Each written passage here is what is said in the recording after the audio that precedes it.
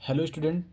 स्वागत करते हैं आप सभी का मेरे यूट्यूब चैनल पे। आशा करते हैं आप सभी लोग मस्त होंगे, स्वस्थ होंगे और आपकी पढ़ाई अच्छी चल रही है। जैसा कि आपकी स्क्रीन पे देखो, क्वेश्चन नंबर 19 से 20 जो डायरेक्शन है, ठीक है। डायरेक्शन का क्वेश्चन मतलब इसमें असर्शन और रीजन का क्वेश्चन कहे जाते हैं।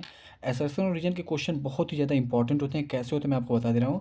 इसमें 4 ऑप्शन दिए होते हैं, A B C D दिया होता है, ठीक है।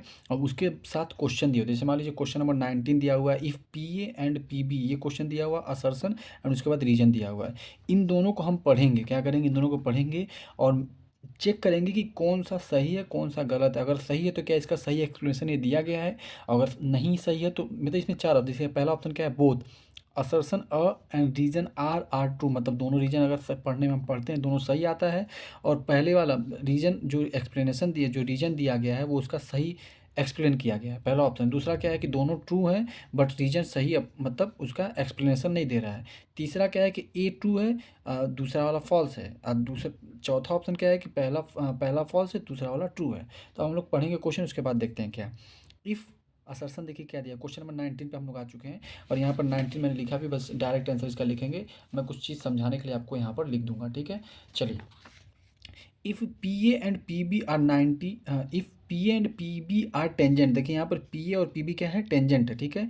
Draw to a circle with centre हो के किया गया था। एक बात याद रखिएगा, ये जो टेंजेंट होता है वो कितना होता है, 90 डिग्री होता है। यहीं पे मैं समझा दे रहा हूँ, 90 डिग्री होता है।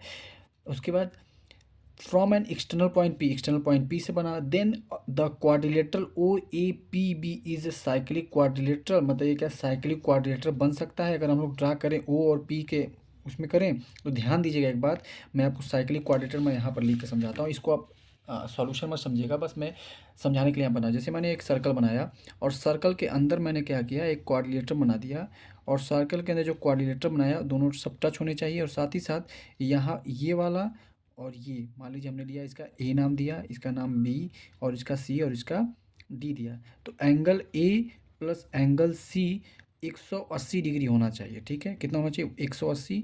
और एंगल बी और एंगल डी कितना होना चाहिए, angle B plus angle D equal to ये भी कितना होना चाहिए, 180 होना चाहिए। अगर ये 90 है तो ये भी क्या होना चाहिए, 90 होना चाहिए। अगर ये 70 है तो ये कितना होना चाहिए, 110 होना चाहिए। इससे क्या पता चलता है कि अपोजिट एंगल क्या है, प्लस करने पर 180 होने चाहिए। तो इसको हम लोग क्या बोलेंगे, साइक्लिक क्वाड्रिलेटरल है। तो यहाँ पर देखिए एक बात ध्यान दीजिएगा, यहाँ पर एंगल ए 90 और बी भी 90। जब ये 90 हो गया तो एक बात याद रखिएगा, यहाँ पर angle A plus angle B, sorry angle A plus angle B plus angle O plus angle P is equal to कितना होता है, 360 डिग्री होता है। Angle A angle plus B कितना हो जाएगा, 180 उधर जाके माइनस करेंगे तो हमको मिलेगा क्या, angle O plus angle P is equal to 360 में से 180 डिग्री माइनस करेंगे कितना जाएगा, 180। मतलब ये वाला और ये वाला एंगल भी दोनों मिलाने के बाद क्या आ रहा है, 180 डिग्री आ रहा है। इसका मतलब ये साइक्लिक क्वाड्रिलेटरल है। इसका मतलब असर्शन हमारा क्या हो जाएगा, सही हो जाएगा। अब आते हैं सेकंड रीजन को पढ़ते हैं।